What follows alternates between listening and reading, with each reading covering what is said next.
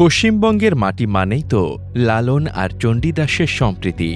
আজান আর শাঁখের আওয়াজ সেখানে যুগ যুগ ধরে মিলেমিশে একাকার হয়ে গেছে।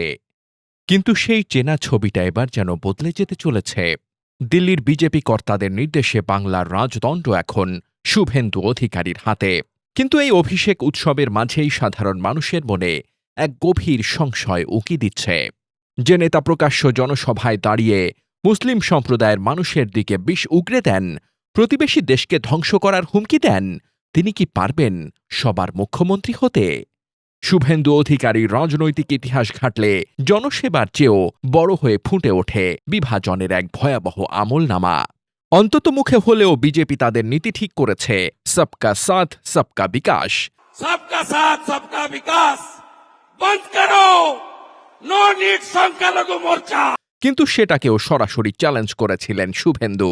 হাত জোড় করে তিনি বলেছিলেন, এইসব বন্ধ করো। তার নতুন স্লোগান ছিল, যারা ভোট দেবে সরকার কেবল তাদেরই, অর্থাৎ মতের অমিল থাকলে তাদের নাগরিক অধিকারও যেন থাকবে না।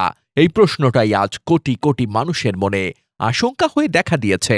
মুসলিমদের প্রতি তার বিদ্বেষ বারবার শালীনতা ও ভব্যতার সীমা ছাড়িয়েছে।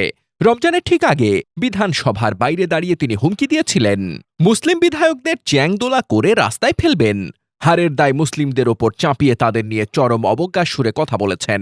একজন হবু মুখ্যমন্ত্রীর মুখে এমন ভাষা বাংলার মানুষ খুব বেশি শুনেছে বলে মনে পড়ে না।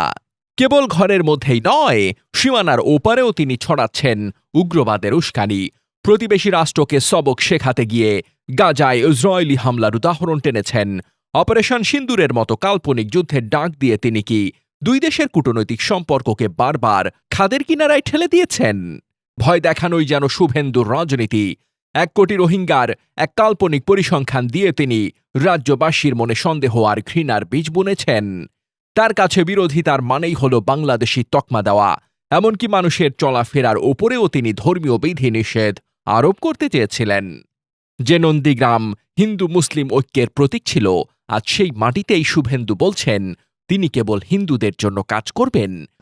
नंदीग्राम का हिंदू जनता फिर मुझे जिताया, इसलिए मेरा मार्क ठीक है। मैं नंदीग्राम का हिंदू के लिए काम करूंगा। সংবিধানের শপথ নেওয়ার আগেই তিনি এক বিশাল জনগোষ্ঠীকে পরবাসী করে দেওয়ার প্রকাশ্য ঘোষণা দিয়েছেন। শুভেন্দু অধিকারী আজ পশ্চিমবঙ্গের ক্ষমতার মসনদে, কিন্তু তার হাতে শান্তির পতাকা নেই, আছে উগ্রবাদের তলোয়ার। ঘৃণা দিয়ে রাজনীতি হয়, কিন্তু ঘর গড়া যায় না। বাংলার হাজার বছরের ভ্রাতৃত্ব আর সহাবস্থানের ইতিহাস কি পারবে এই বিদ্বেষের রাজত্বকে রুখে দিতে? নাকি শুভেন্দুর এই বিষাক্ত আমলনামাই হবে বাংলার আগামী দিনের ভাগ্যলিপি?